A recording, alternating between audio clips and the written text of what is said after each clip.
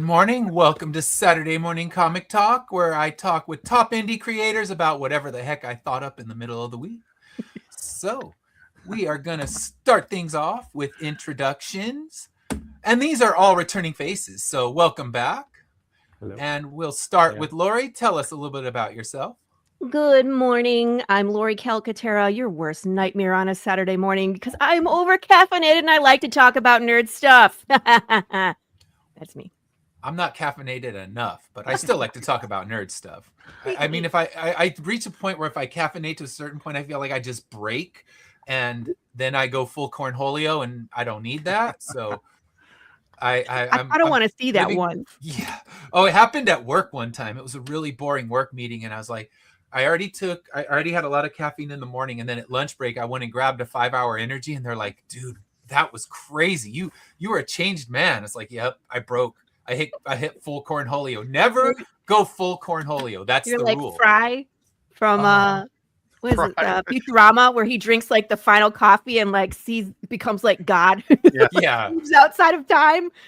Oh, but it was beautiful because we had a principal who hated everything about these meetings and would just not help us get we have to do this presentation at the end to the district, and the principal's like, you figure it out, and she's just screaming at us. So I would bullshit my way through these in the most magnificent ways, and then she would get so mad. We'd be walking out of the room, you're like, you should have a fucking PhD in bullshit. I'm tired of you doing this, because she was trying to throw us under the bus, and I'm like, fuck that, I can bullshit with the best of them. And it was because of cornholio style caffeination. So I guess, yeah. First tangent of the day, and what are we? 2 minutes, 49 seconds in. So we've already. Welcome to the show. If you haven't been here before, this is how it goes. All right. So, second introduction. Will it take us to our second tangent? Maybe I am caffeinated enough, and I just didn't realize it. I haven't gone full cornholio, but I'm always a PhD in bullshit. That's, that PhD lives with me. I should have it on a plaque on the wall. All right, so Ben, tell us about yourself, and I'll shut up. Hi, I'm Ben Lacey. I am with Biting Comics, the publisher and writer for it, doing such good books as Samson, Shark of War, and The Vicious Vixens of Dakawanga. I just moved into a new house, so that's why there's empty bookshelves behind me and nothing on my wall that's cool like you guys have behind you. Moving is beautiful, but also a giant pain in the ass. So good luck with that. I know for a while you just live out of the boxes because it's like you don't want to have to unpack everything, but you get settled in and it becomes beautiful. But yes, I feel for you because I know it's a pain. Well, we're almost done. We get the last few things. We're forcing ourselves to unbox because we borrowed a lot of the boxes and we want to give them back. That's a perfect thing to do. Borrow the boxes so you're forced to give them back, and it makes you not work on the timeline of, if I just throw that in the garage, I can worry about that in 4 to 5 years, if then. Right. So yeah, I like that. Borrow them so that you have people on the clock. Like, come on, man, we need those boxes back. So it forces your hand. That's a beautiful way to do it. The next time I have to do a move, that's what I'm doing. It's like borrow boxes, make sure I have to give them back. All right, so Dash, tell us about yourself. I am Dash. I am Lori's evil twin with much more facial hair. And you guys can see me every Wednesday with Ed on First Impressions. Yes. And I pretend to be a writer sometimes. Yes. And one day we'll cover Rites of Spring. One day. Our poor Rites of Spring album has been shoved aside so many times. It's been pushed at least 5 times. 5 times. And last week we're like, and this week coming up for real. Never mind. Pivot. No. So yes, the show that one day will cover Rites of Spring, but not this day, not Wednesday. All right. So we're going to dig into our first topic, and this is kind of going with what's happening right now. Our summer blockbusters dead, and what killed them? Because we look at, we had the Supergirl movie, we had the Masters of the Universe movie, and people, even people that saw it generally thought it was fine. It didn't get a lot of hate, but yet it still made no money. So what happened? What's wrong with summer blockbusters? Can they be revived, or have we seen the end of those? So what do you think, Lori? Well, there's a couple things going on here, Ed. First of all, summer blockbusters are too expensive. So they are not deemed successful because of the dollars they bring in. But when it costs $300,000, excuse me, $300 million, I'm looking at you, Odyssey. Yeah. What? Sorry. Tom Hutchinson's comment just got me. Yeah. Yeah, those are my skins. That's it. That's what's hanging on my door. That's Okay.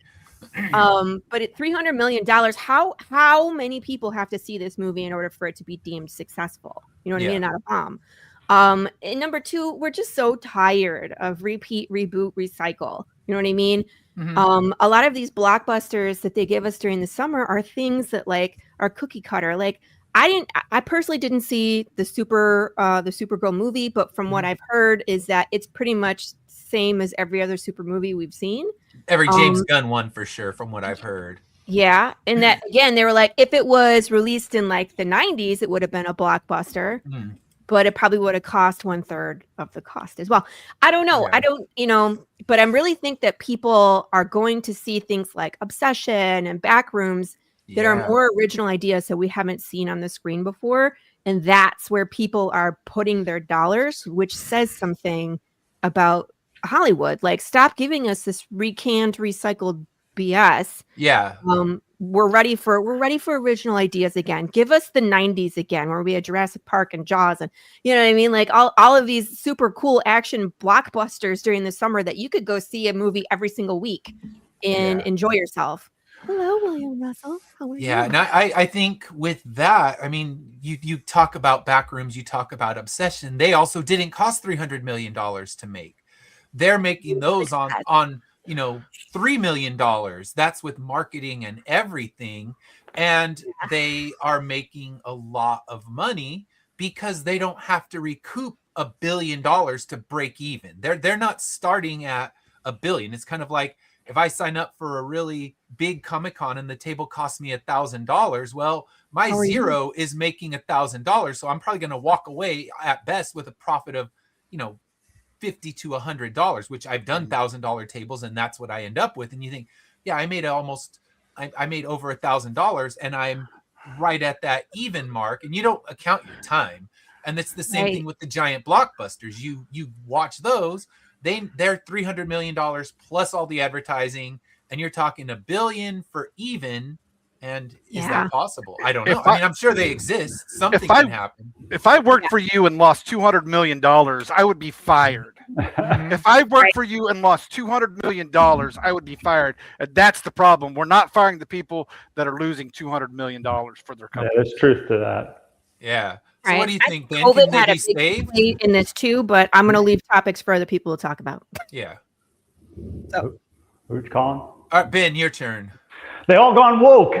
Nah. That's the culture wars have hurt these movies, and the fact that they're much easier accessed online and a month or two after they come out has also hurt them. I think the biggest question, and Lori touched on it, is they just aren't that compelling. I mean, here's some of the movies. I grew up in the 70s and 80s, and we had Star Wars, Raiders of the Lost Ark, Ghostbusters, Back to the Future, Star Trek II, Rocky. I mean, all these things, young people now know these movies 50 years, some of them 50 years later, and are well. That's because they keep rebooting them. Yeah, true. Well, I mean, also, I think people watch them still. I mean, they go to the old ones, not the new. You can watch them still on streaming. You can watch them on DVD if you have the DVD. They're almost all of them are available, and they pop up on cable a lot too. And those are just the biggest hits. I mean, I'm thinking there's smaller ones like Beetlejuice and things like that, which were really popular too. Austin Powers and Spy, those series. So there's so much good, compelling stuff, and they aren't making anything that's truly compelling. I mean, some movies are still, going to make $1 billion. I mean, Toy Story 5, I guess, was a good movie, and it's a kid oriented toward kids, and parents still want to take their kids to the movies and have an activity to do with them rather than sitting at home. So, those things can still make big money. And I think we'll see what whether Spider-Man, who's extremely popular, and the movies have been pretty good with him in it, with the new the next one with my God, I can't, I'm blanking on the guy's Doomsday. name. You're talking Doomsday. The new Spider-Man movie coming out later this month. Yeah. Is that No Way Home or something home? Spider-Man. Spider-Man. Brand New Day. Fill in the blank home. Brand New Day. Brand New Nothing Day. home. All right. Yeah. Yeah. After everybody forgot him, it's now brand. Yeah, new. we're all like, it's something with home in it because that's what they've all Yeah. done. New Spider-Man movie, but yeah, I think that is And a then- huge thing. Yeah, I wouldn't be succeed? shocked if that's a big hit. And then we'll see about the Odyssey, because that's got an auteur director and a big cast, and Yeah. seems to have a lot of possible $300 million. excitement. Yeah, I know the budget on that sounds odd. Sometimes I'm not sure whether the budget's as big as they say or not, because they also get a lot of tax breaks, and they get McDonald's tie-ins and stuff like that. Yeah. Offsetting some of it. So I don't know if it's as disastrous as it always sounds, but yeah. So I'm not sure that the blockbuster's dead, but it's got to be. It's easier to go see something, wait a month and see it on, on streaming, like Supergirl you brought up a Yeah, moment it's ago. coming this month. I have an HBO Max subscription. I'll watch it on HBO Max for free. Mhm. My TV's, not as big as a movie theater, but it's a lot better than I had back in 1982. So I can I can catch it on TV then. So I'm pretty I don't think we can declare the blockbuster dead, but it may have to be a really special movie, and maybe some of these movies will still make money on streaming because like I said, I'll watch Supergirl when it comes on HBO Max. Mhm. I don't know how to count that toward its profitability because I got the HBO Max subscription really cheap on a Black Friday deal. And, it's not, I didn't get it for Supergirl, so I wouldn't credit them with it, but. Yeah. Well, will people buy it just to get Supergirl? Get it for a month so they can watch it? I mean, yeah. I mean, there's a few things I've done. Every now and then I'll get Amazon Prime because I want to see Invincible and The Boys. So every few months I'll break out for, and also I save up for what stuff I need on Amazon, and I buy it all in one burst in that month. To use that Prime membership. But, But yeah, there's a few streaming services I rotate in and out of specifically because they have something I really want to see. Oh yeah, that's Apple Plus for me with the with Severance. I watch Severance, and when Severance comes out, when Severance is about to end, I buy my subscription for it and use it for like 1 month, and then binge the whole thing through that. And yeah, I do that literally for that. And I know when Game of Thrones was huge on HBO the first time around, you saw that giant drop off. Like, okay, we're getting it for Game of Thrones, and then as soon as Game of Thrones ends, we're canceling it. So I do that with Apple TV, and I'm thinking, you do it with other things. Will people do it because they're like, okay, I'll get it 1 month so I can watch Supergirl, maybe catch up on House of Dragons or something like that, and then away it goes. Yeah, Netflix is probably the only thing I have most of the time because they always seem to be popping up some new thing that I'll check out, or my wife wants to check out. Yeah, I think they have pretty consistent stuff, and like you did the Black Friday deal, we did that for Peacock. I mean, we just kind of hunt down the Black Friday deals to get an annual thing for like $20. And yeah, granted, you're stuck with the commercials, but what can you do? You got it for practically nothing. Yeah, we got that Peacock deal too. It expired on us, so we let it drop because Peacock rarely has anything I really. It's not that amazing. I'm with you. All right, so what do you think, Dash? Oh, I mean, everybody said pretty much. I mean, writing is the biggest issue for me right now. It's like they're not. You're trying to tell me that Supergirl is based off of King's, but it's actually just True Grit. It's actually just a rehash of True Grit, and the basic storytelling of True Grit. So writing is a big thing for me. I think, and I don't want to be like mean or anything, but the lady who did write the Supergirl was the one that wrote Batgirl, and Batgirl got trashed and thrown into the thing. Never So to be seen files. You're putting writers in. I know, and great, give them a chance, but it tests, and we see these testings, and they're not testing well with the test audiences. You're getting 40s and 50s in the test audiences. You're like, I'm going to push it. So there, and then giving us, nothing wrong with Supergirl. I'm a Superman fan. I'm the biggest Superman fan there is. I think Supergirl is not your second movie. Yeah. You have to bring out another big hitter. Superman did fine. I think it was a little bit on the plus side. You can't bring Supergirl second. She's not your thing like that. Mando and Grogu, that was just a TV episode. Is all it was, an extended TV episode. It wasn't. You didn't need to put that on the big screen.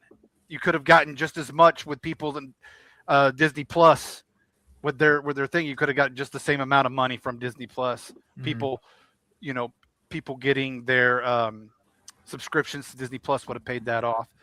Stop talking to the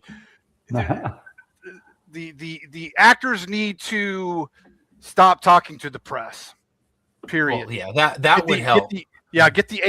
Hire a publicist or something. Oh yeah. That tells you to shut your mouth. You're because the actor's bad. Right. Social media bans for all of them should be in the contract. Yeah, you can say whatever you want. I'm all for free speech. I spent 23 years in the military to give you the right to say whatever you wanted. But I agree with that, but I'm not sure how much it really plays an effect in the large. A couple of them, like Snow White. I mean, Snow White, in the definitely. internet space, Snow White, you see a lot The Flash. The Flash. Oh, yeah. That's why- That movie, like, Yeah. Oh yeah, he was nuts. But I mean, a lot of people are trying to make a fuss over some stuff that the Supergirl actress said. Oh, I'm not even talking. No one got Minor, that bent out who of shape cares? about what she No, said. I'm not even talking No. Supergirl. I'm talking Snow White in specific. Yeah, That literally Rachel- destroyed Snow White. yeah. She kind of made herself obnoxious, and you Yeah, can't do that, she tanked that literally. But writing is the biggest issue for me right now. Let's look at, like we said, Obsession. Obsession was from a YouTuber, and he took time to write. He took time to write Obsession. Iron Lung, another YouTuber. Backrooms, another YouTuber. We're getting original stories, and basically comes back to what Lori and even Ben said. Originality is going to win out, I think, in these movies nowadays, than rehashing old stuff. We could have put Supergirl on HBO Max and been done with it. And I think a lot of it, and I think William said it too, $80 to watch a movie is ridiculous. Oh, to take your family. It's That's why it's that gotta I be- think is a direct result from COVID. Like when COVID hit and people weren't allowed to go to movies, and then it was really hard to get them back in the theater, and then all the prices went up, right? It's got to be compelling. You're not going to win. You're not going to. I love the gimmicky popcorn buckets, but you're not going to win any customers over with that, because you're going to get the ones that are coming out. You're going to sell out of them in 5 minutes, and now you have nothing else for the customers to come for. Yeah, and then they're pissed about that, and I think right when you talk about Toy Story, that's one thing that still exists is kids still want to go see a movie. They see those commercials, they want to go see it, especially when when Ben was talking about DVDs and things like that. My kids grew up watching the DVDs of Toy Story 1 and 2. They love those ones the most. They watched 3, and that one not as much, but 1 and 2 they watched it. So if they had seen advertisements for a new Toy Story movie, it would have been like, Dad, we have to see that. Dad, we have to see that. And you give in, and that's why it gets legs, because some parents, they hold out longer. They're like, all right, 2 weeks in, I have to go see it, and it keeps moving.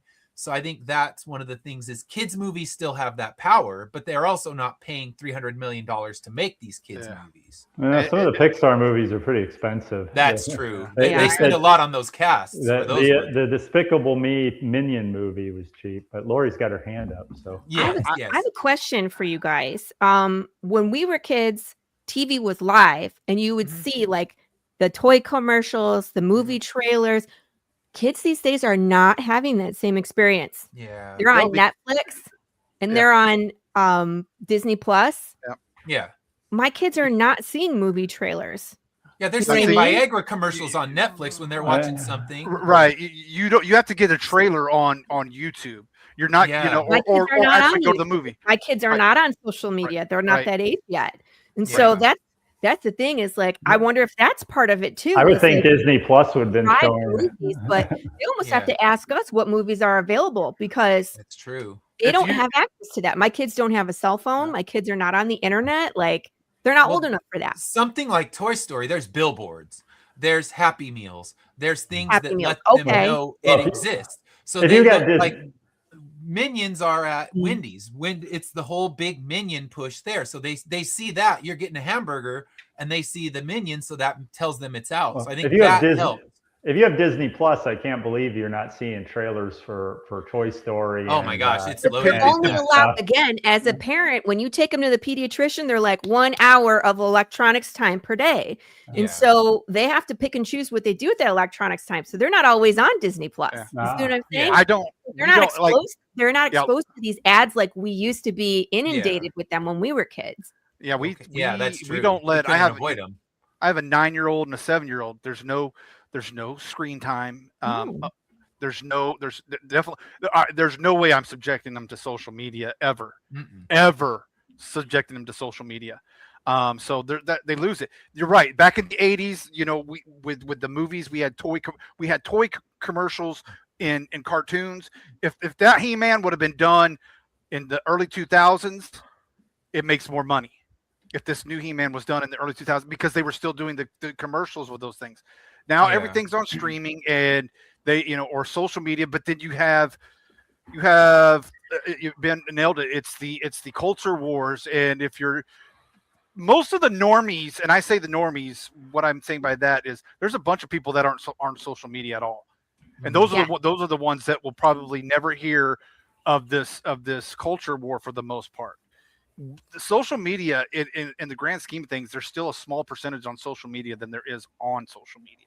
Mhm. That's I just doing some research, and that's from YouTube or Twitter or whatever the hell it's called now, and all of those. Yeah. So you need to go back to at 7 p.m. primetime television during Marshalls or whatever whatever's on TV. That's when you drop the trailer. Stop giving it us during the Super Bowl. We don't, great. We're going to see it in the Super Bowl but it's too expensive. If you drop it on primetime television, people are still going to see, because there's still a lot of people that watch primetime television. Yeah, I but a lot of guarantee people stream their primetime TV now too. And True. YouTube builds different ads based on where you are. So if you're watching it on, because that's what we have. We don't have cable. We have the YouTube TV, and those ads are customized. But I think World Cup would be a place to put it, because people are swept up in World Cup right now, and drop your big movie trailers. Go Argentina. It's not just one game. It's not just the Super Bowl. It's people are watching all these matches. There's a frenzy for soccer, and yeah, sure, not the whole world's watching, but enough is watching where dropping your movie trailer would be significant. But I think, for me, I feel like it's just the repeating. When we used to have a summer blockbuster come out, we wanted to see that thing 3 or 4 times in the theater, because you knew it was going to be an eternity before it landed on VHS. And now you're like Supergirl. It's coming out the end of this month. So someone like me, someone like Ben, we're like, I'll just wait. I can I can wait 2 or 3 more weeks and not have to drop, like Tom was saying, the $80. Both my kids are completely disinterested in it. We're like, hey, you want to go see Supergirl? Nah. So it would be me and my wife, but even for the two of us, we're talking $40, and that's if we sneak stuff into the movie theater for our own drinks and everything. And is it a $40 movie when I can watch it on HBO Max in 2 weeks? I think that's what it comes down to. And then if it's really good, you don't say, oh, I got to go see this again. No, you see it once and you're cool. You'll then wait for streaming, where I remember with Ghostbusters, I begged my parents to see that thing, and I must have seen it between 6 and 10 times in the theater. God. Because I lived in the middle of the desert. There was jack shit to do. And it was also broiling hot. So I would be like, please just let me go sit in a cool movie theater. And that was the days of the movie hopping. Like, let me schedule this just right so I can see 3 movies on that, that one admission. And statute of limitations, you can't part arrest of me the now. you're part of the problem, not the solution. There. I was 10. Should they be happy to have me for? I mean, and They'd that's be a happy good. to have me for one movie now. They'll I think take that's it. a good point, though. It is. We know that it's going to come to streaming real quick, so we're going to go see it once, Mhm. be done with it, and then we're going to go catch it on streaming. Yeah, because we couldn't. unless- I mean, it was a lot more expensive to get the movie. It's not like, oh, it's on VHS. Yeah. Now I can just buy it. Those were $100 a pop to get a new VHS movie. Then now for streaming, it's whatever a month, and you got that and other movies that are dropping at the same time. Yeah, I don't think they spread it. Supergirl probably would have done better had it not been in between Minions and Spider-Man. Yeah. Bad timing. You're bad timing for Supergirl. But again, it's the targeted ads you were talking about. I don't want to go back to it, but you were talking about my targeted ads on YouTube are all political because we have a governor's race going on right now. So Okay. I don't see anything other than political ads, and they're all bullshit anyways. Mhm. And I think the targeted ads are fine, but it depends on what's going on. Like you said, it depends on what's going on in that area. Lori might absolutely be getting trailers dropped where I'm getting inundated with I don't care who runs for governor or cheesy attack ads. That's not what I want. So I skip. So if that's what I'm getting, I skip the ads, and I might miss something because there's ads that I don't want to see. I don't want to see 500 ads for Big Pharma. I don't care about Ozempic. I don't care about. You don't want to know which medication will explode your brain and your heart and give you I don't diarrhea care at the same time. Yeah. And so I think it has to go back. I think it has to go back, or not all of it, but I think it has. Some of it has to go back to primetime television. I think a lot of it has, or it has to go to, like you said, the cup, the World Cup. Something everyone's watching. Something that's got huge viewership. That's not just a single game Super Bowl. Right. Yes, go for it. You got freaking college games every John, week. who's over on Pilled, and I have been having a nice conversation, and he mentioned something about streaming, how it's like you can wait for streaming because you're not really committed to the movie. You know what I mean? If you start it and you're like, we'll see if it's good, and it's terrible, you can turn it off. But they're still going to count it. That's what Netflix does. They don't that's care. Why it doesn't matter. He doesn't have to sit through the 2 hours of a stinker. You know what I mean? I get it, but they're still going to count it. That's why you'll see this movie that bombed in so good. It's number one movie. But it's the number one movie on Netflix, and that means somebody looked at it for 5 minutes and walked away, and now they're counting it as that person viewed it. Everything is skewed. Like every Adam Sandler movie. No one got through those movies. I guarantee it. Bite your tongue. You did? A feeling of power when I realize I can just walk away and flip off the screen. But he's right. He's right. I'm not saying he's wrong, but it's skewed. It's skewed. I agree. There's been a ton of movies where I'm like, let's give it a shot, and then fall asleep during the movie. Yeah, that happens to me, and I think that's what we're gonna see is they're gonna pretend like it's hot, but yeah, I don't know. I don't know what can fix it besides certain movies like, okay, Toy Story, Spider-Man. But it's a bomb. Like, I feel like that's what happened to He-Man. Because everybody that saw He-Man said it was great. It wasn't the quality of the movie. It's because it was so expensive to make that it's a bomb. Well, you know what I mean? That's what people need to understand. So hard. Everything is so skewed. A flop does not... I saw He-Man. It was good. I mean, it is what it is. We're not saying that it's an Oscar-worthy. It was right. It was your stereotypical old school popcorn film. Yeah, it was fun. It fit the bill. It's not something I had to put up there with, with a Star Wars or something that we were going to remember. No. 6 months from now. Tron maybe it's a Tron level movie. Tron level. I'm going back to Tron's pretty bad. Ooh, all the Trons are. I like the first Tron. I do too. And it had an effect. I think Tron's effect wasn't so much a great movie as it kind of affected pop culture for the idea of going into a video game and and that kind of stuck. And so Tron has lingered with us past its quality necessarily as a movie, but just the whole vibe of it and the concept. I think Mattel thought, because Barbie did so good, I think Mattel thought that women audience would go back to He-Man because he's the muscular. I think casting had a lot to do with certain things. I think they wanted the and don't get me wrong, they just wanted the Arnold Schwarzenegger He-Man and not the He-Man, which to me I loved Masters of the Universe. It was a great movie. It did what it was supposed to do. It gave me it gave me the popcorn that I wanted to eat, and I enjoyed it as I sat through it. Yeah. But I think casting goes into a lot of this stuff. I think people are tired of Pedro and Zendaya. Well, because I think also I think that seems like the only two actors that are. And Nicholas Hoult, please, can we put him in there? And I don't think the kids cared about He-Man, and I think that hurt it too. It did. That's a Gen X movie. It was a Gen X movie. And my daughters, they knew it because I have He-Man toys, but that's just because they have a nerd dad. Otherwise, they'd be like, "Who's He-Man and why do we care?"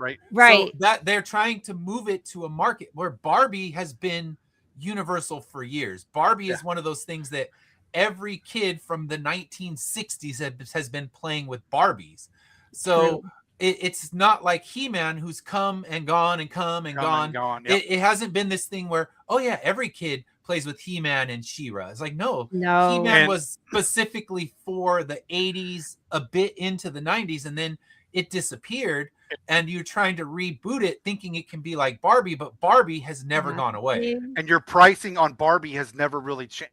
It's gone up, but you look at He-Man figures or Star Wars figures or action figures in general, they're $30 and $40 now. Nobody's going to pay that. They're not going to play with. They're not, the kids are not going to play with. It's not for their kids. It's not exactly. It's for us to keep pretty in the box. Well, at least me. Dash opens his toys, but I open mine. Don't that's because you cannot play with them if they're in the box.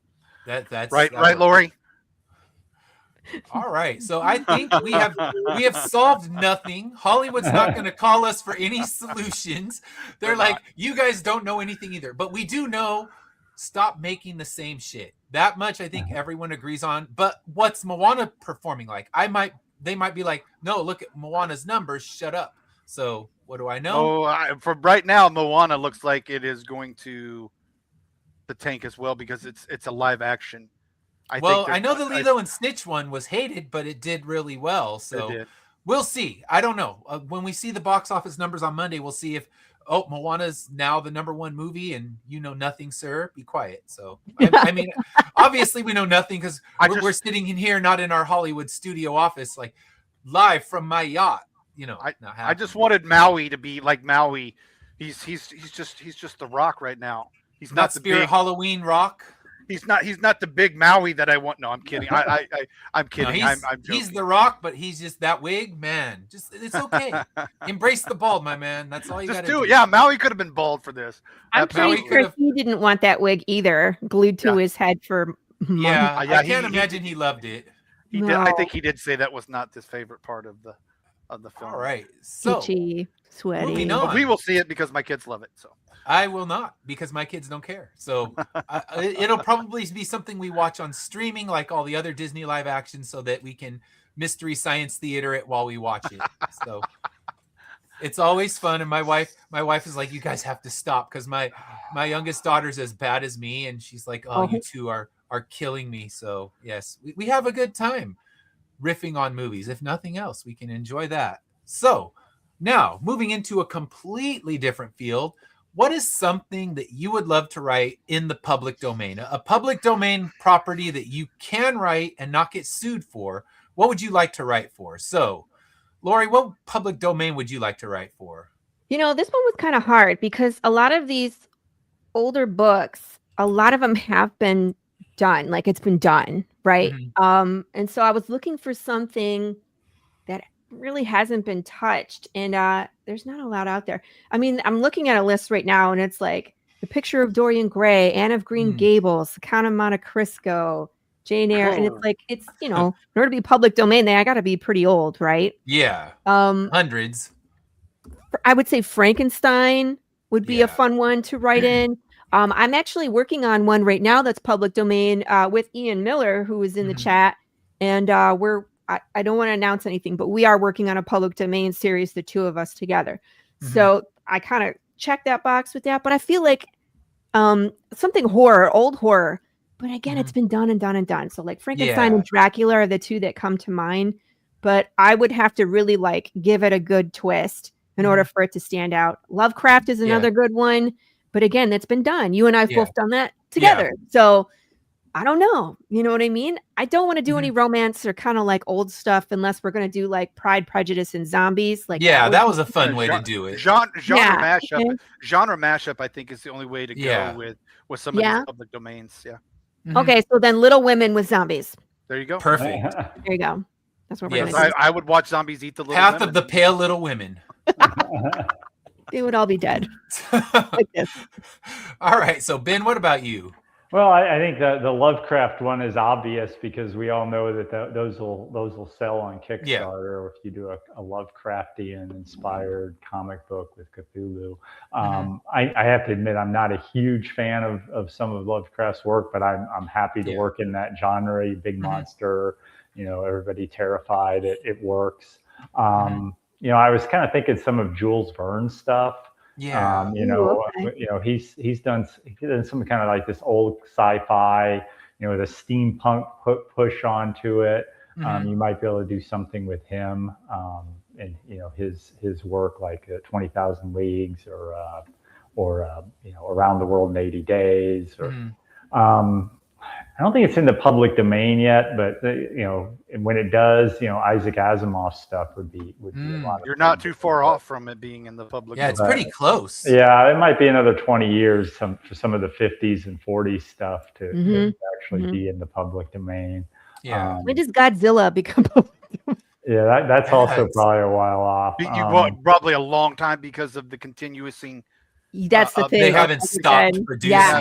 And that's why Marvel is the way it is, right? We keep retconning things and starting them over and starting new canon so that people can't take them. I guess the other thing I could think of, I think could probably work is Edgar Rice Burroughs, Tarzan. John Carter. John Carter. What's the guy? Savage, the Bronze. Doc Savage. Doc Savage. Edgar Allan Poe. Yeah, Poe's all public domain. He's 1800s. That's I would think so. Public domain. You can do anything you want with it.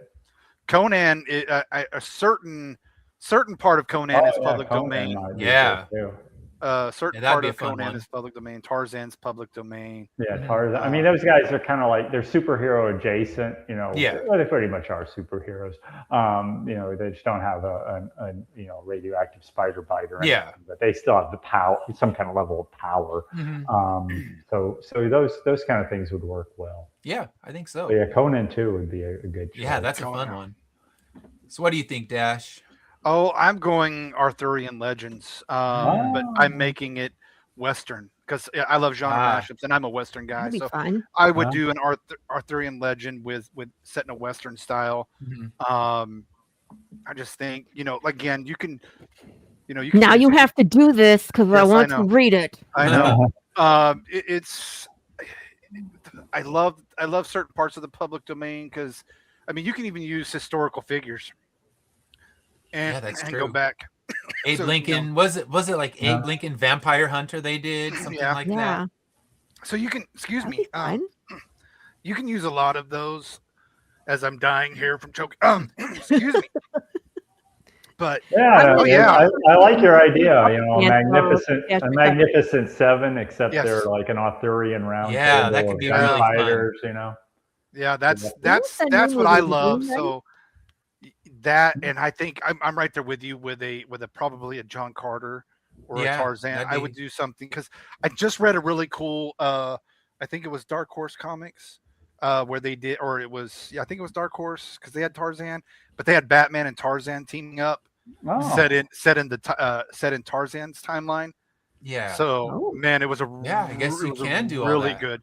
It was really good. I would say Superman, but it's the original Superman, so I couldn't use any of the Not a lot of the stuff yet. not a lot of the Yeah, stuff. that they Superman have. now will be, some of it will be in public Yeah. domain, not Pieces. too far off. He can leap tall. I can use the original Yeah. Steamboat Joel Willie. Schuster and Yeah. Steamboat Willie. But Yeah, God, it's- they it's murdered interesting. Pooh. Yeah, it's interesting that with Winnie the Pooh and Steamboat Willie, the only thing I think could come up with is horror adaptation. Yeah, I know. Like we get Pooh, Blood and Honey. It's just like, okay, they just got a writing committee of morons. Like, quick, write something with blood. Well, I think they knew horror movies are cheap and they usually True. sell, so they were Yeah. like, oh, let's combine. Well, it's the You know, Popeye. It makes some sense. Yeah, but, Popeye. The Popeye is going to be a horror, and yeah, Popeye should be a superhero kind of movie. Yeah, they could do Popeye's something story. like that. He's also basically he Yeah, literally because is. he eats the spinach. Yeah. I think Yeah, you could redo while I love the movie with Robin Williams and Shelley Duvall in them, Yeah. I really think they could do an update with that, and it would probably hit with the audiences Without going the horror way. without Just do going it the horror proper. way. Yeah, you could probably just do just base it off the cartoon, because we're getting Yeah. ready to see that. I'm not sure. I mean, I'm getting off topic, but Danny McBride's getting ready to do G.I. Joe. But Mm. Danny McBride, I don't want my G.I. Joe to be comedy, and that's what I'm It's scared gonna of. be, With yeah, Danny just McBride. farce. It's gonna be a joke, but Yeah. And because they ruined him and Will Ferrell ruined Land of the Lost for me. And things like that. So I that's what I'm worried about. If you're going to do it, I want it to be a fan. You still have Larry Hama, who's alive. You get Larry Hama to pen you Mhm. a script for an actual good G.I. Joe movie, and you could do Yeah. it. Yeah. That's what I'm afraid. That's what Yeah, I guess not saying that's- I'm a greatest writer, and I'm not going to ruin. but you take it Legend. serious. Although Yes. I think they're going a different angle because they tried it and it failed. So try and fail and then reboot it as a comedy. That's the strategy, I guess. All All right, right, I'm a big so- fan of Michael. I'm not a big fan of man. Michael Bay, but he at least did Transformers a little justice to me. Yeah. I mean, That's debatable. It's debatable, but the at first least one was pretty good. The I first thought. one, after Every- that, they started going off the rails and were really like the action was so poorly shot well, or we poorly just got- rendered on CG, I should Yeah. say. we just got tired of the slow turn away from the explosions and walking away. Yeah. But yeah, there's Hi, Chris. there's room to make a good one. I believe so. Good morning. So yeah, for my pick, I'm going with Gulliver's Travels. Oh, And that's one, the Any original directions you can inspiration go. for Immortal Era was Gulliver's Travels when he goes to the island of Immortals.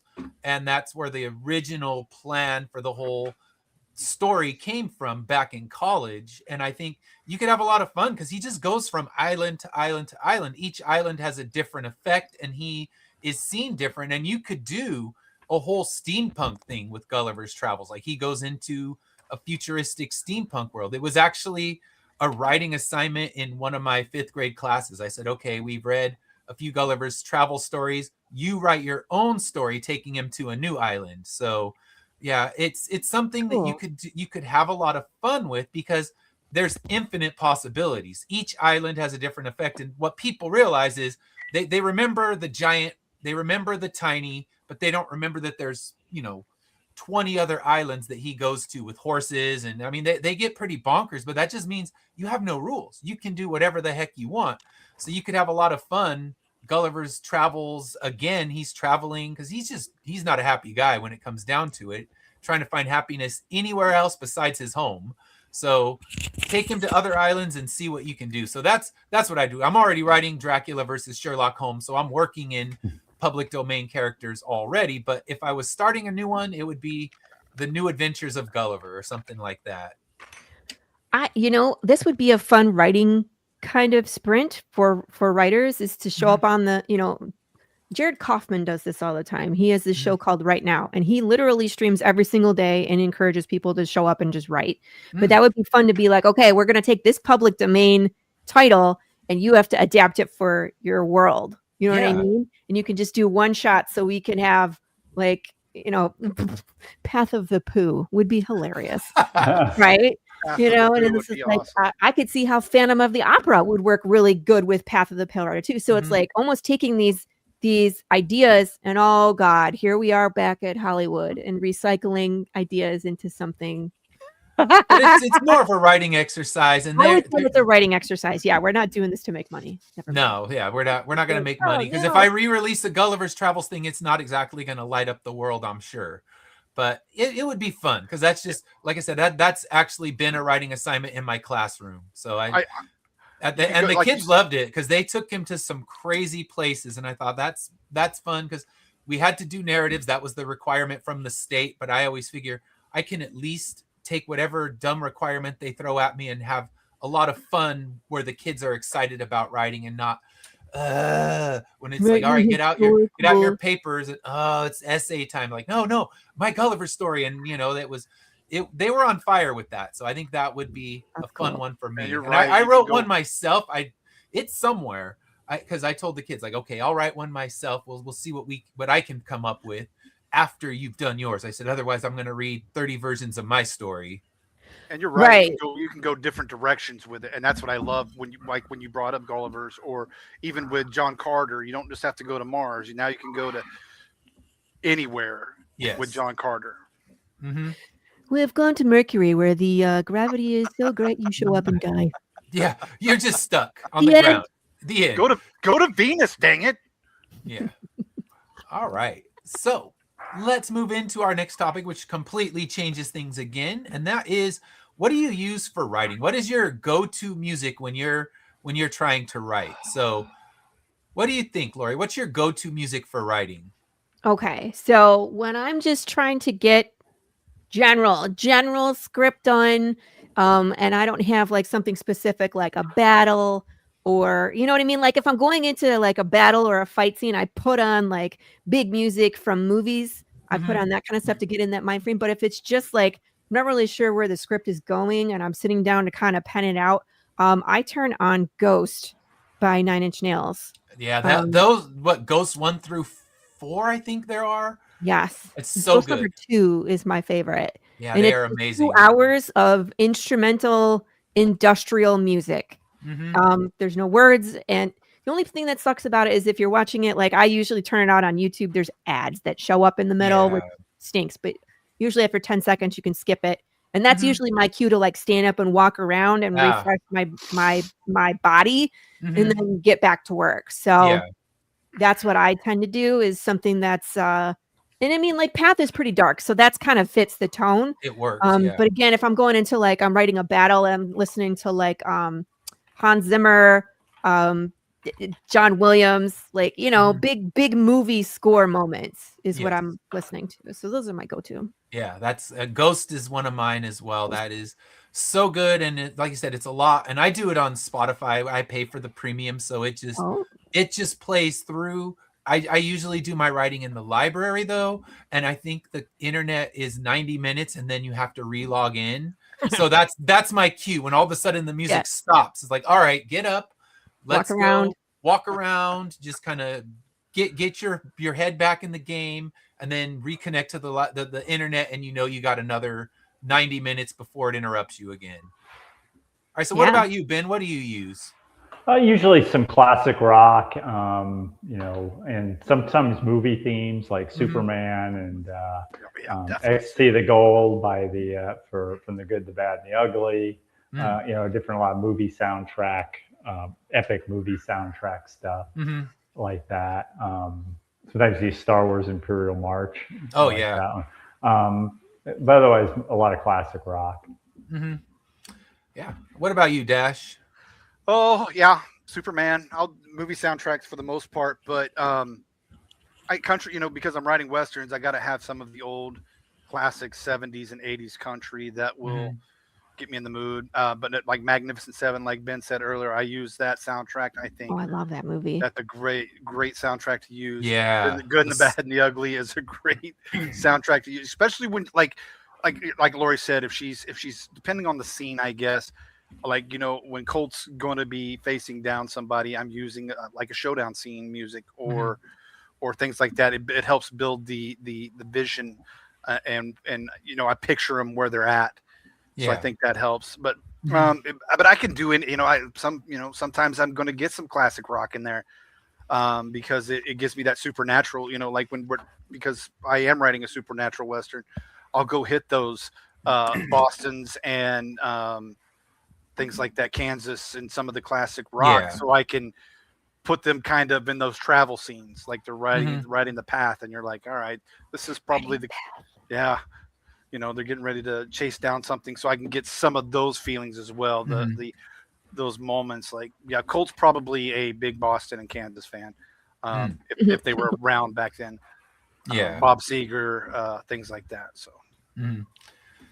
Yeah, I used my go-to used to be Godspeed You Black Emperor. Then they took all their stuff off streaming and how dare made they? it really difficult. I have all their stuff on vinyl, but I usually go to the library to write, and I'm not bringing a record player with me. So I've had to kind of pivot. I use the Ghosts. I use the soundtrack of The Fountain by Darren Aronofsky. That one it's the Kronos Quartet and Mogwai, and it's a really good soundtrack. Not an amazing movie, but the soundtrack's perfect. So I use that one. And then if I'm doing, like Lori was saying, like action scenes and stuff like that, I'll dig up the right movie soundtrack that kind of pulls from it. But yeah, my go-to top thing is now unusable. So I mean, I guess I could probably get it on YouTube, but they're pretty good about yanking stuff off YouTube as well.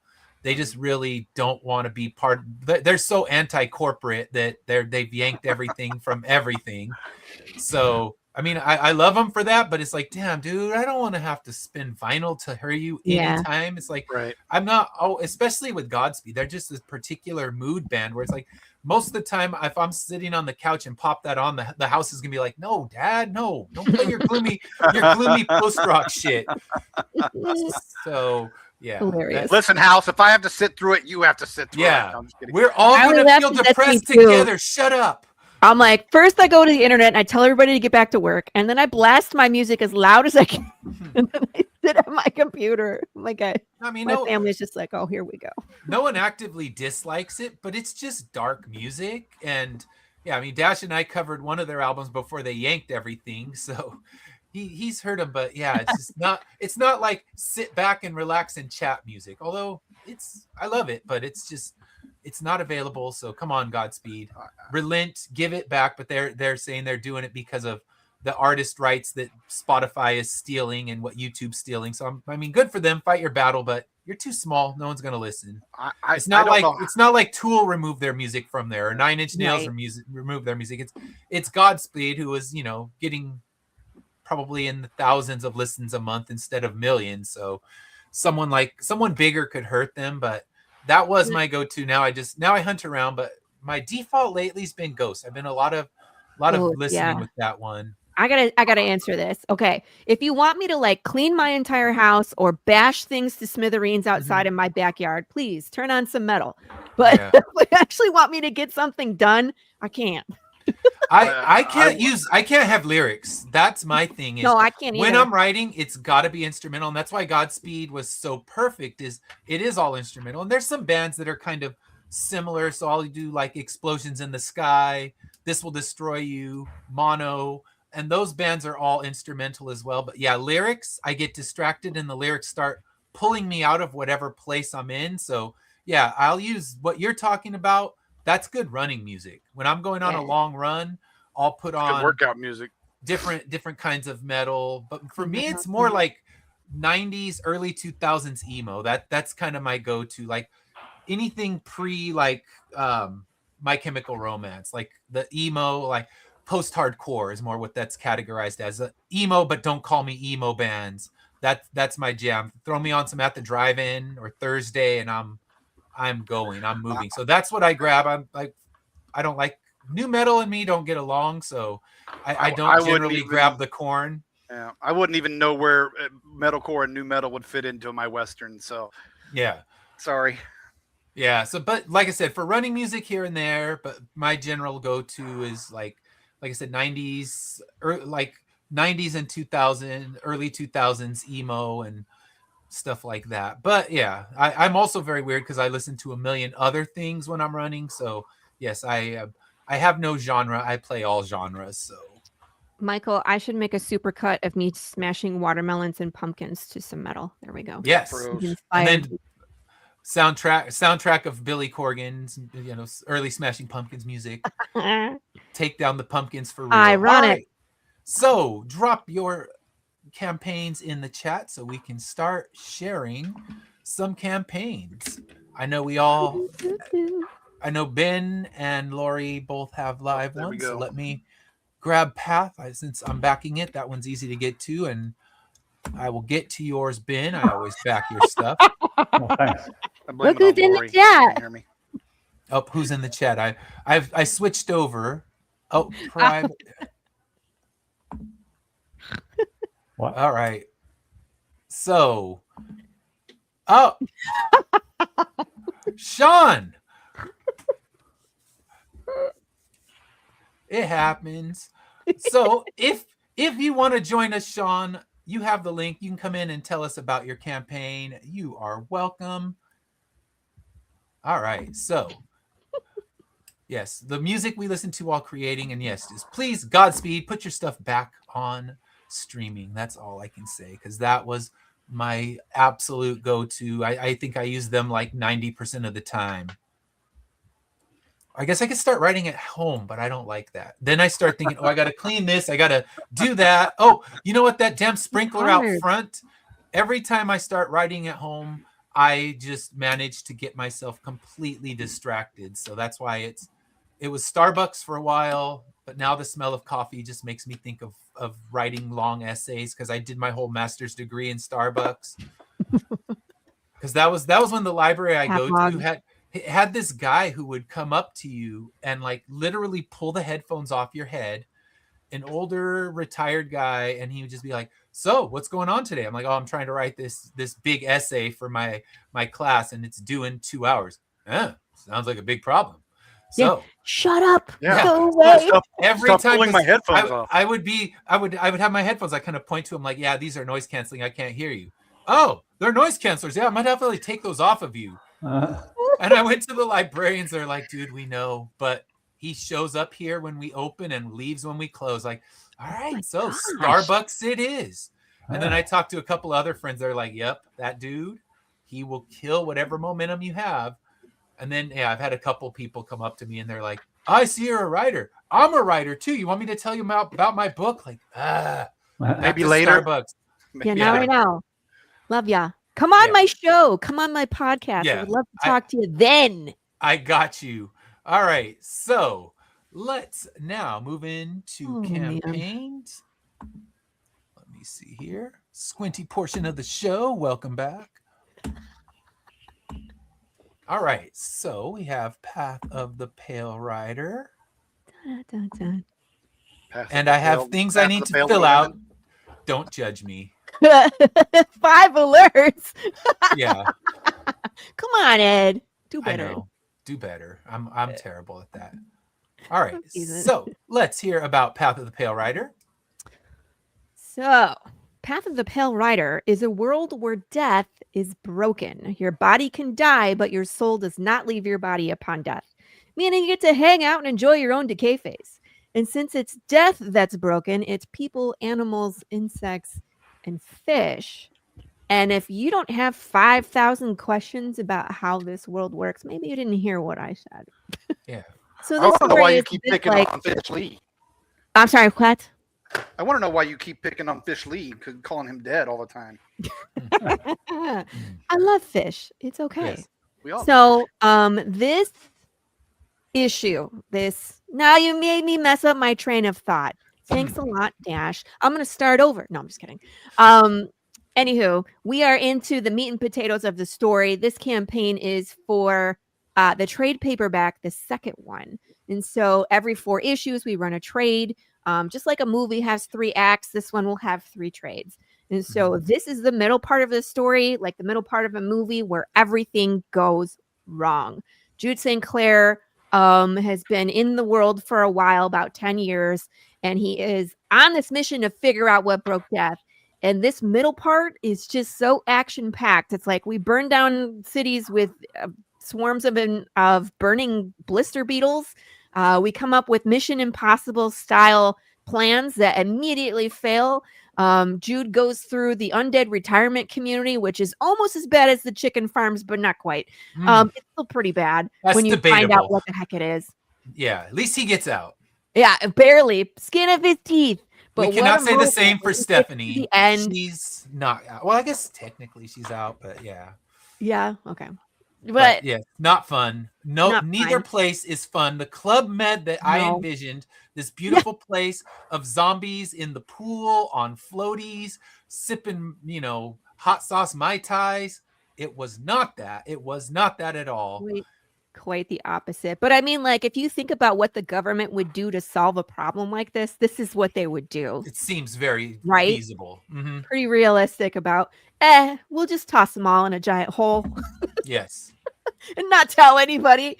And then, of course, by the end of the book in issue 8, Jude St. Clair has managed to get to this place that he's been trying to get to since the beginning of the series. So there's a ton of excellent merch. We have a tier called I'm Just Here for the Merch.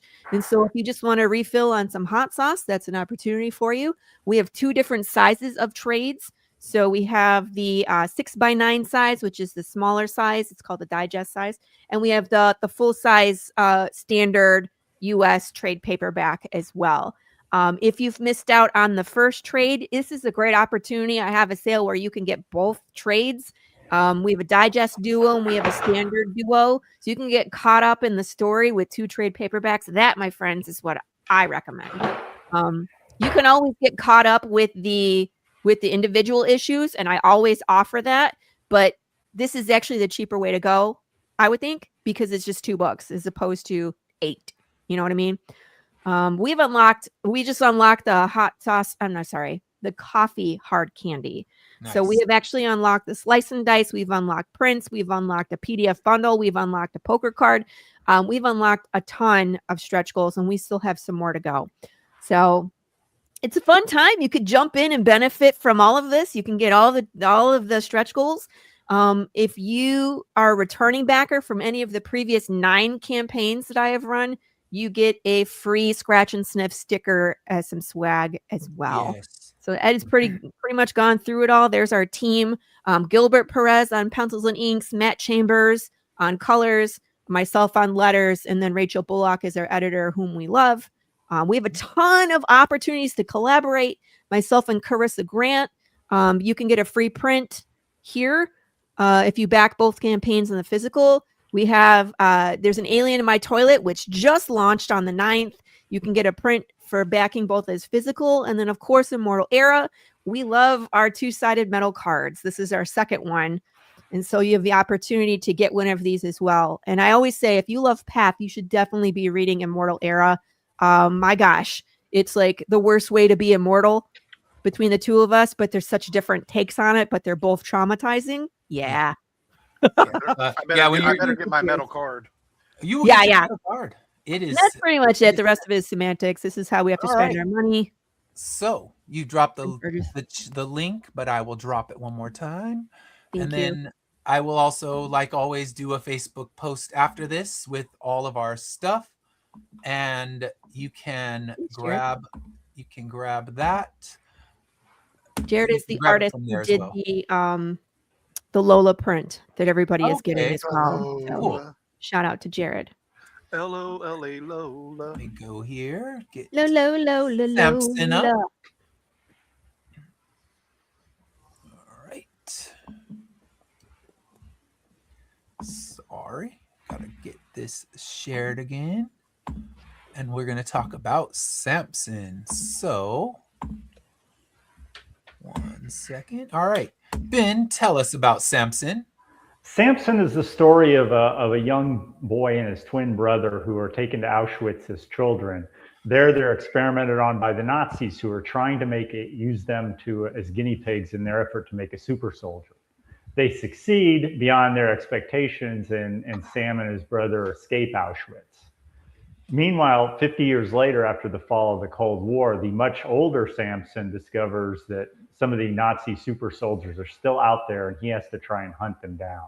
Now, if you go back up a little bit to the top, I want to point this out to anyone. If you go to right there. Yeah. Yeah, if you click on that here, it will pop open a link to Samson #1, and you can read all issue 1 for free. You don't have to sign up for my newsletter or anything else. It'll just open up as a Google Doc.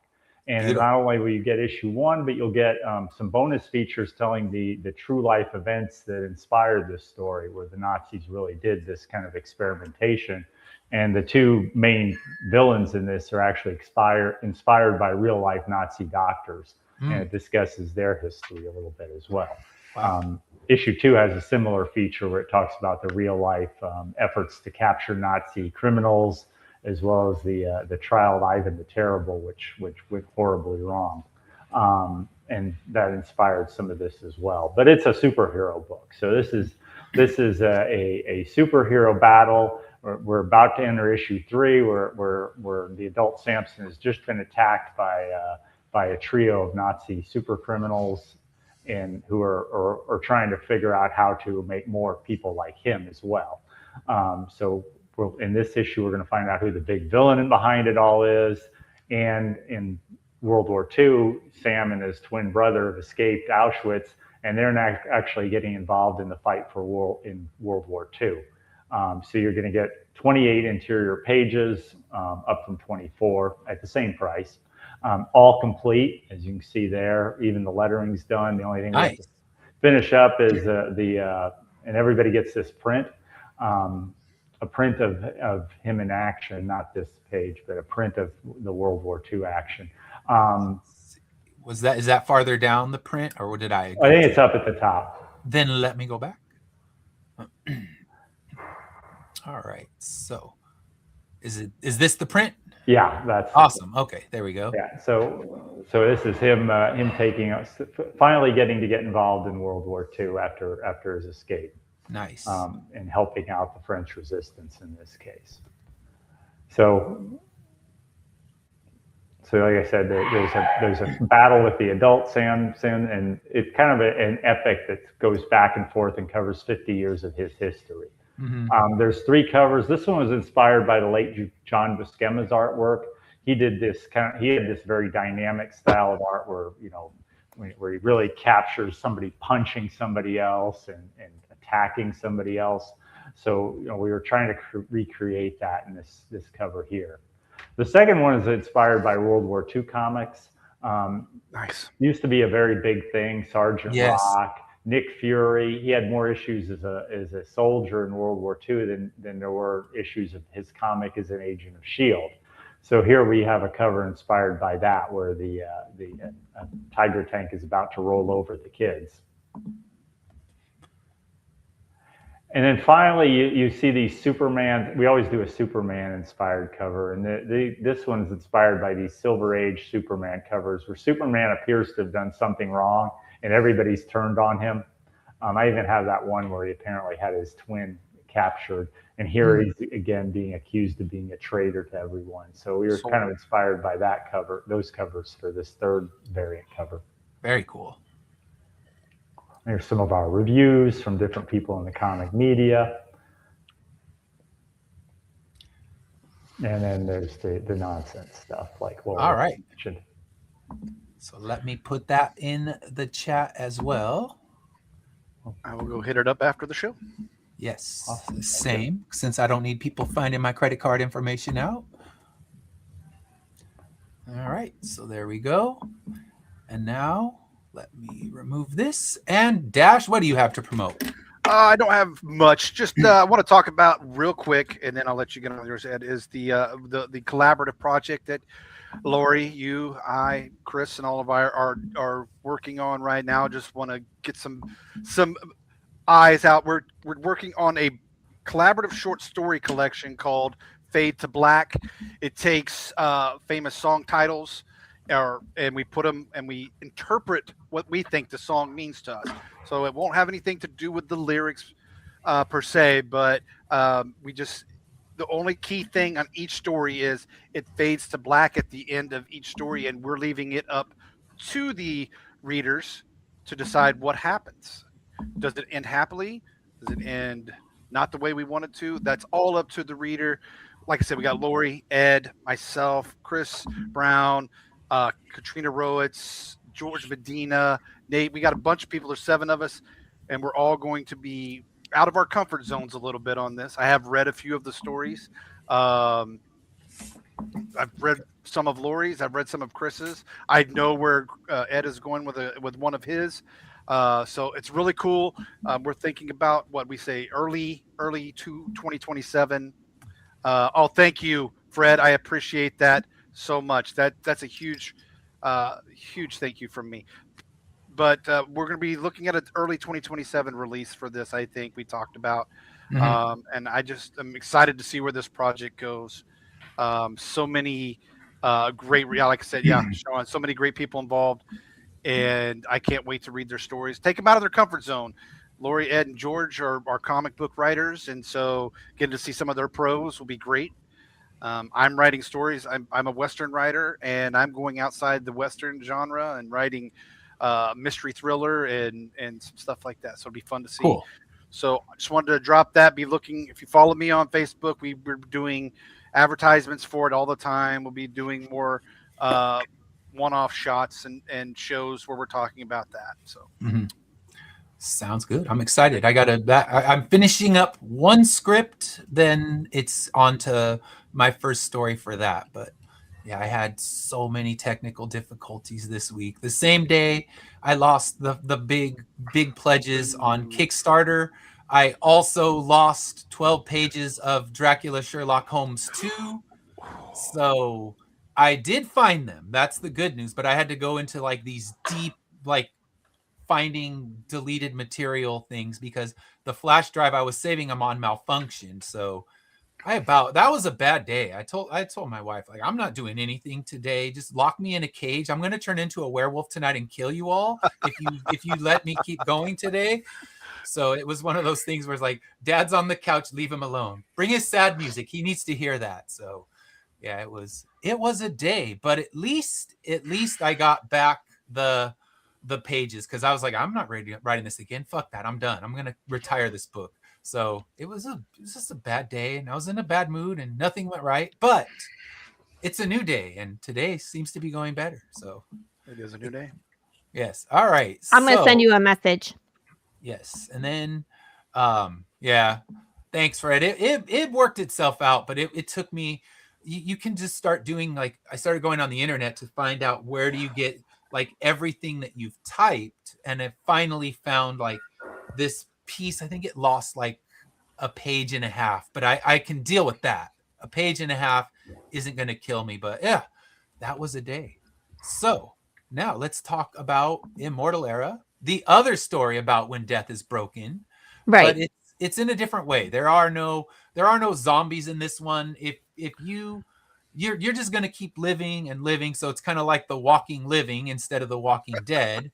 And this world, it's 200 years in the future. So this one is quite a lot of a time jump after people have gained immortality. So we see a world that's just ravaged with overpopulation. Natural resources have depleted to practically nothing, which leaves people to rely on cannibalism just to get some food for different factions of the people. And it's also split into different societies. There's the richer upper surface area, and then there is the completely desolate underground subway system where our heroes live.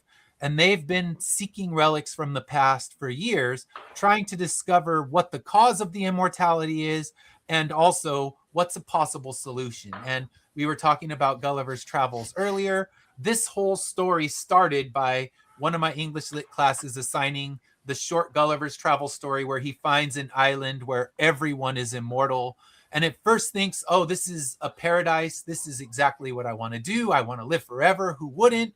And then he sees the people that they hide. They're haggardly miserable, hundreds of years old, can barely move, barely think.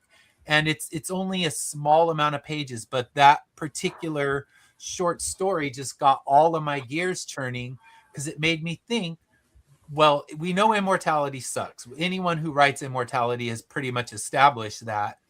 But how can they fix it? So that's where my oldest notes go back to 1998, where I was writing just this kind of the skeleton of this story. And actually the the newscast that opens issue 1 was written back in 1998. So that story goes very far back, and it shows us kind of the perils of immortality. And then I came up with the solution, and that is to reassemble the pieces of death. And that's where we are. We're in issue 12, where they are in the place where the second piece of death is hidden, trying to retrieve it, but everything is going wrong. Each one of our heroes has a different predicament that they're stuck in. And will they get through this one? Well, if they do, I guarantee one thing: nothing will be the same in the world. So this is where I completely change the world, and just the artwork has started for issue 13, and we see now this new, not improved world where their quest is having repercussions that they never knew would actually happen. And if I keep talking, I'm going to spoil the shit out of my books. I'll stop. I was getting ready to say. But I've been talking about blowing up the world for a long time. But you wonder, okay, is this quest good for everyone? It's a question you can ask. I mean, we know there are people who are against it, but is it good for the world at hand? If it succeeds, I mean, is it what people really want? And that's, question for later in this story. But we have the first few pages here, and this isn't just for issue 12. And I'm going to jump past this. If you want to have spoilers galore, read the story so far. I go into every single issue that precedes this. So if you don't want to have to read everything in the book, you can start right at issue 12. But this issue does also have a volume 2. So we have issue 12 with our main cover by the aforementioned Fish Lee. He did a nice explosion walking cover for me, which is what I was really going for. I wanted something. I love that walking away from an explosion thing. It's a cliche in movies, but it's because it works, and it's just cool as hell. The slow-mo walk away, so we can imagine them walking in slow-mo from this. Cover 2, this is going to be for the metal card that I'm doing with Lori, as well as our holofoil cover. And then the third variant is actually based on one of the Corruptor covers. So it's a connection to the Corruptor 2 variant cover. And we also have 2 trades, hardcover and softcover, that collect issues 7 through 12, as well as the Tales from the Collective story that I did with Travis and with the Collective Press. So you'll get that in there because it does introduce a huge villain for issue 2, and everyone who backs will get that story as part of their digital reward. So that way, if you didn't buy the trade, you can still read it, because you'll need to know about that particular story going into the third story arc. And then we have the Cthulhu add-ons. I actually just got the permission to add volume 2. So I don't have it in a picture, but volume 2 will be available is available now in the stretch goals and in the standard rewards. And then different pins, graded copies, t-shirts that Lori helped me out with. So we have our second trade, which should make a really nice t-shirt. And then I still have a few water bottles. The RE Chibi stickers are always popular. I go through those a lot. And then we'll jump into the collaboration. I have one collaborator, and that is their little clicky things are doing their job. And they didn't take away my severed head, so there you go. They let them stay in my review. But you're so lucky.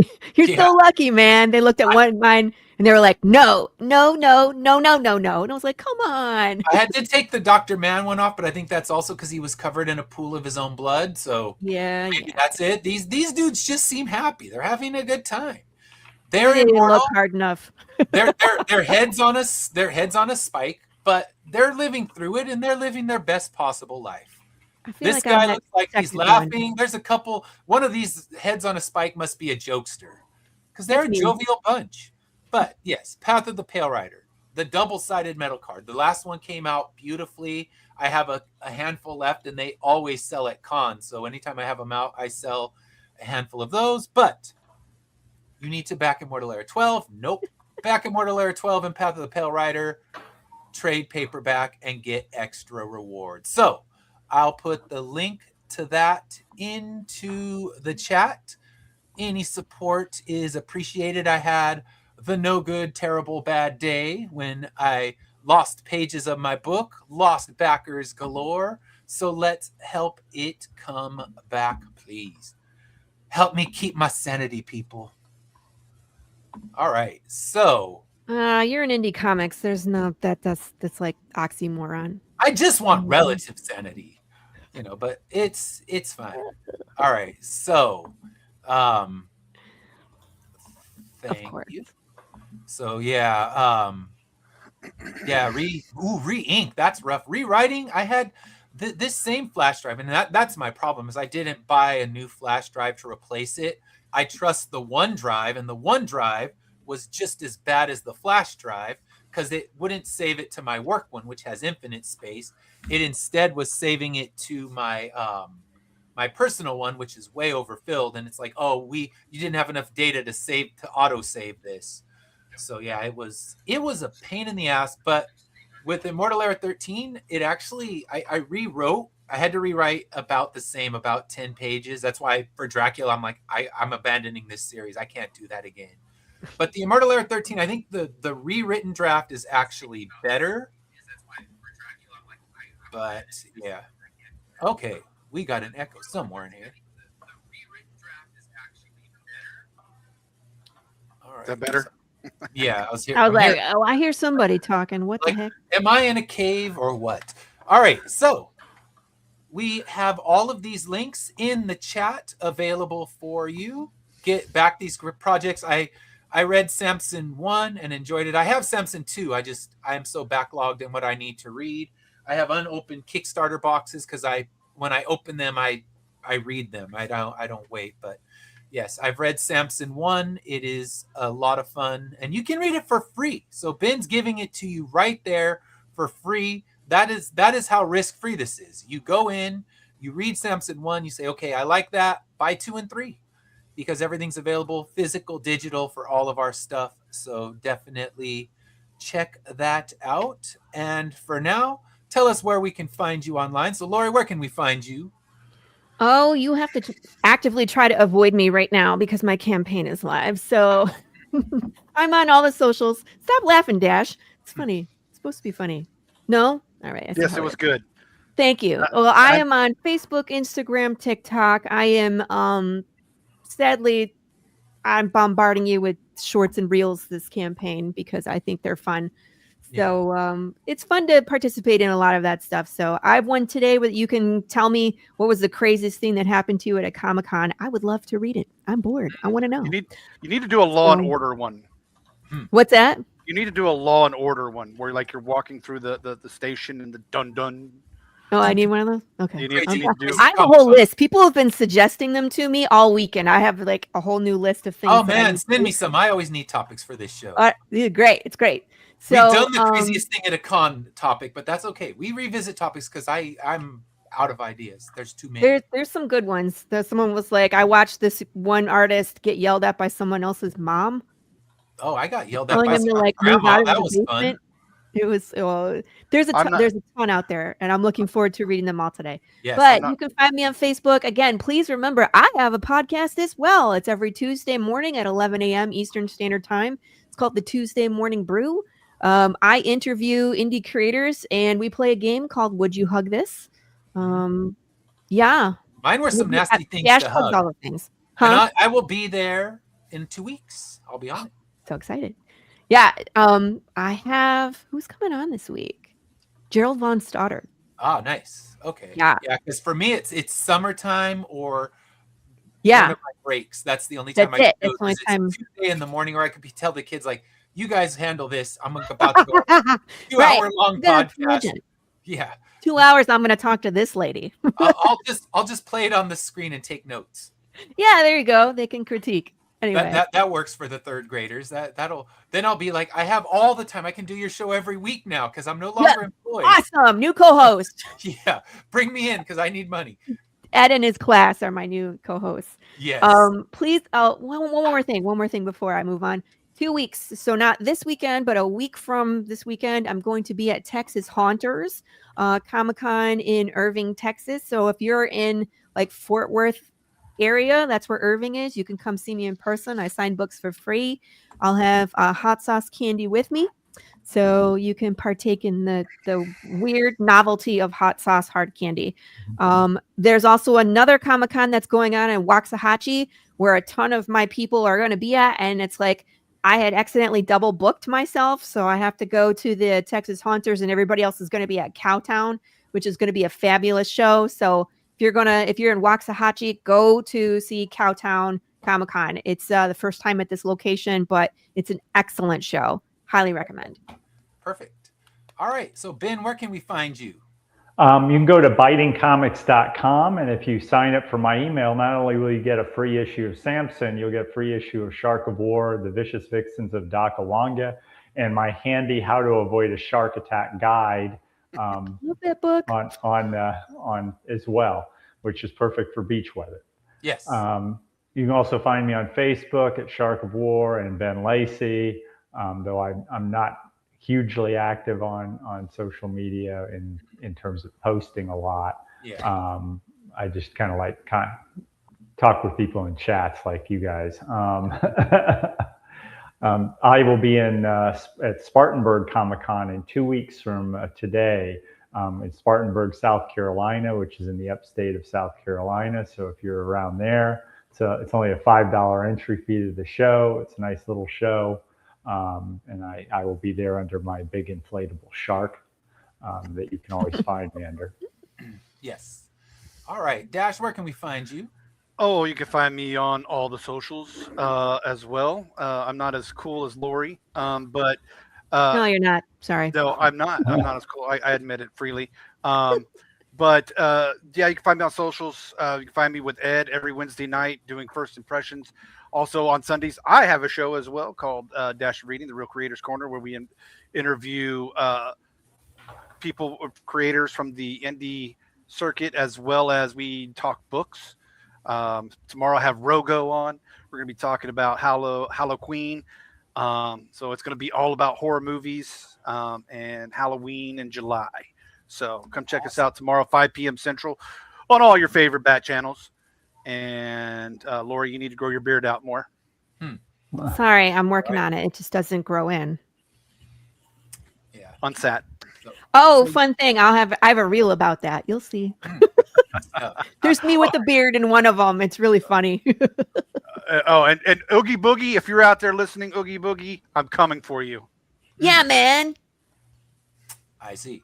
I don't know this reference, Of course, but means that's okay. war. I don't So you can find me right here. I will be at San Diego Comic-Con Friday, July 24th, and speaking on Writing for Indie Comics panel. So if you are at San Diego Comic-Con, I think you should come and watch us. We have David Lucarelli is the one who puts it on, and we have Madeline Holly Rosing, who she's doing the Lady Mechanica series, and it's selling huge for Image Comics right now. So she was brought in to write, and she's been on it with me. This is my third year doing it, and she's like, the three of us, me, David, and Madeline, are always there, and it's always a good time. We kind of take the discussions where they need to go. But yes, I'm really excited. It's always amazing to speak at San Diego Comic-Con, because that's the Super Bowl of Comic-Cons, if you ask me. And to be able to speak there, to have them letting me speak for the third year in a row is amazing. So I'm stoked for that. So that's where you can find me, and I will be